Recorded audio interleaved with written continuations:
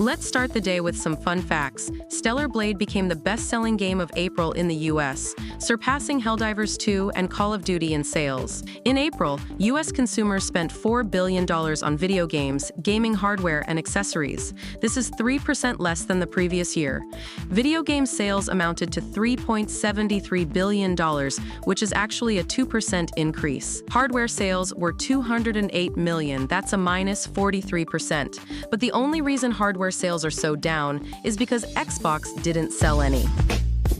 The best-selling console, both in terms of dollar sales and units, remained the PlayStation 5. Dollar sales for the Nintendo Switch dropped by 69%.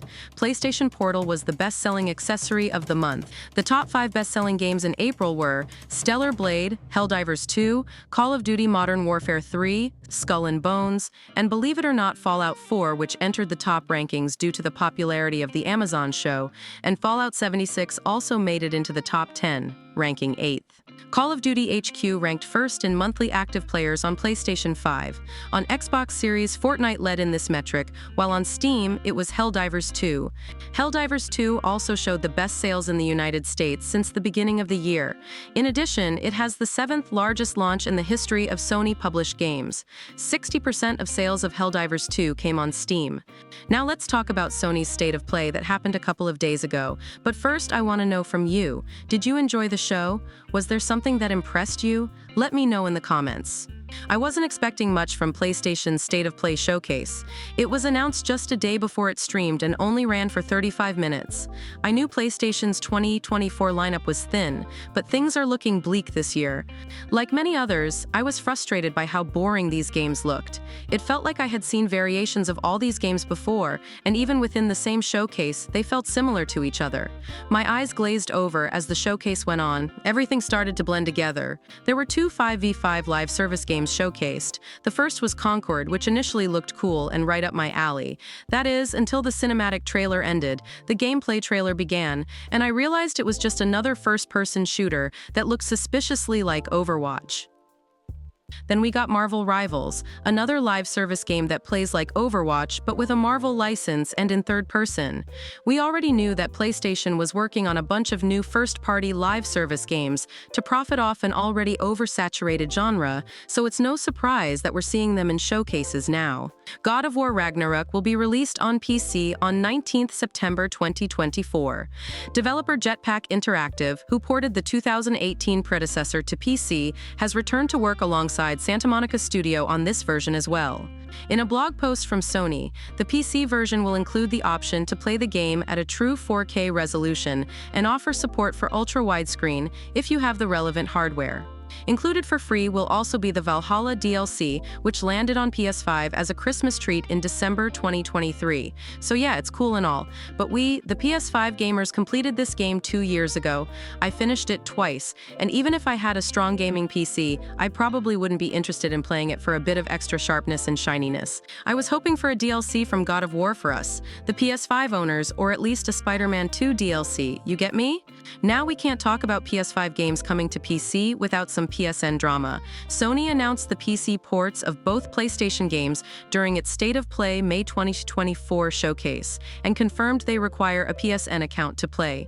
This message is reiterated on the Steam page for both games. Unfortunately, this means God of War, Ghost of Tsushima, and Until Dawn are unavailable on Steam in regions in which PSN is not live. Now, I made 2 videos on PSN Drama already, and I do think I had very strong points, but I missed a spot. 3 spots, actually.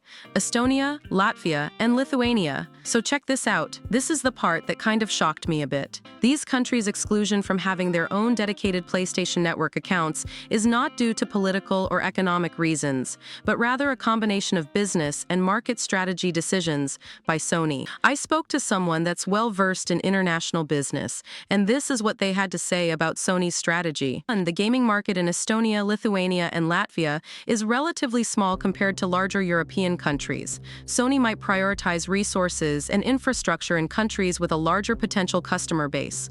2. Establishing and maintaining a localized PSN store involves costs related to translation, customer support, compliance with local laws, and payment processing. But something is still bothering me about this. I can't really find an answer on it. What kind of infrastructure do they really need to build for an online service? I mean, they are all over Europe. It's not like they have to build antennas or weird buildings. It's an online service.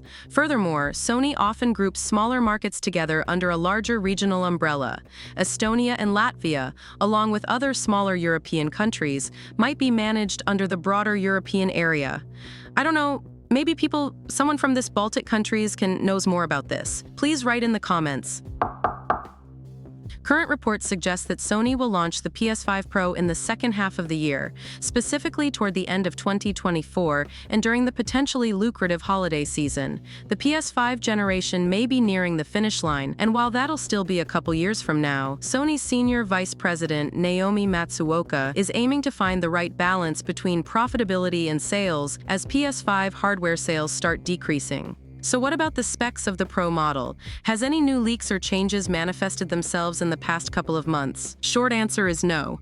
According to leaks, the Pro specs include a high CPU frequency mode that reportedly increases 10%. There's a new GPU that is said to be capable of up to 45% faster rendering and dramatically improves ray tracing effects.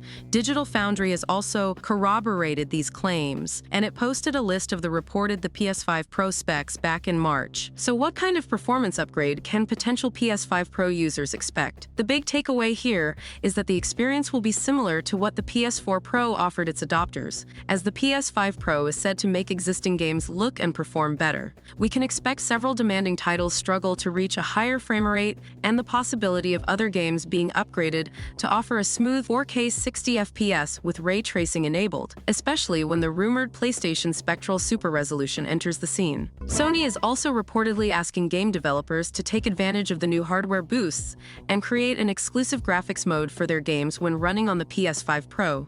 Games offering this mode will apparently have the PS5 Pro Enhanced label, but the label will still be available for some games that run at 30 FPS. Reportedly, as long as games with a fixed resolution on PS5 increase their target resolution, the developers behind them will still be allowed to use the label. Games that only run at a more stable frame rate on PS5 Pro and use a variable resolution without improving their maximum resolution are said to be ineligible to use the label. That said, until an official announcement is made, all of these details are subject to change. So let's look at PSSR again. The last couple of years have seen huge leaps in PC gaming, as NVIDIA's DLSS and AMD's FSR have pushed graphics cards to new heights. Essentially, this gives owners of high-end GPUs more visual bang for their buck thanks to graphical upscaling and anti-aliasing technology that stabilizes frame rates without sacrificing fidelity. And Sony is said to be looking to introduce its own take on that idea in the form of PlayStation Spectral Super Resolution. In documents acquired by Insider Gaming, it's claimed that Sony is internally aiming to deliver 4K 120 FPS and 8K 60 FPS gaming experiences using PSSR for future console generations. On the PS5 Pro, hardware limitations make it currently unrealistic to reach those targets, but the console will reportedly use PSSR to initially reach a 4K resolution with games. According to the apparently leaked documents, Sony managed to reach 60 FPS with an unnamed game while implementing ray tracing, and in a second experiment, a game ran at 1440p and 60 FPS in fidelity mode. The exact nature of a given game make these targets difficult to evaluate in a vacuum, though. So what will the PS5 Pro look like? It's safe to assume that the PS5 Pro won't deviate from the current aesthetics of the PS5 and its slimmer revision. Sony currently offers a digital-only and disk drive version of the PS5, and it's likely that Sony would repeat this strategy so that it doesn't alienate fans of physical media. Will the PS5 Pro's price be higher? Consoles equipped with more powerful hardware have typically had a higher price tag, and Sony could easily justify an increased MSRP with the Pro tag. For reference, the current PS5 model with a disk drive retails for $500 in the US, while its slimmer all-digital sibling is priced at $450 and can be upgraded to accept discs with an add-on disk drive. Short answer, $500 to $600 is a safe bet.